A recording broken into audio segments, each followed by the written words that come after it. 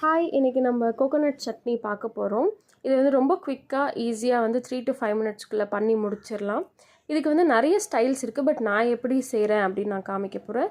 இதுக்காக நான் வந்து ஒரு 1/4 மூடி தேங்காயும் அப்புறம் 2 டேபிள் ஸ்பூன் பொட்டுக்கடலை, அதாவது ரோஸ்டட் கிராம் அப்படின்னு சொல்லுவாங்க, அதை எடுத்துக்கிட்டு இருக்கேன். அப்புறம் 1 இன்ச்சுக்கு வந்து புளி எடுத்துக்கிட்டு இருக்கேன் குட்டியாக.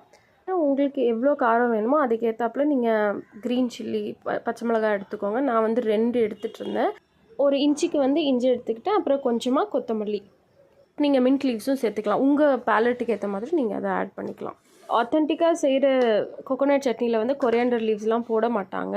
ஒன்லி அந்த கொரியாண்டர் இல்லாமல் மற்ற இன்க்ரீடியன்ட்ஸ் வச்சு பண்ணுவாங்க. பட் இப்போ நம்ம வீட்டில் செய்கிறவங்கிறதுனால நம்ம டேஸ்ட்டுக்கு ஏற்ற மாதிரி நம்ம சேஞ்ச் பண்ணிக்கலாம். அப்புறம் அரைக்கும் போது வந்து நான் உப்பு போட்டு அரைச்சிக்கிட்டேன். நீங்களும் உப்பு போட்டு அரைச்சிக்கோங்க. நான் இதை தாளிக்கல. நீங்கள் வந்து உங்களுக்கு தாளிக்க விருப்பப்பட்டால் எண்ணெய், கடுகு, காஞ்ச மிளகாய், கருவேப்பிலை போட்டுக்கோங்க. தேங்க்யூ.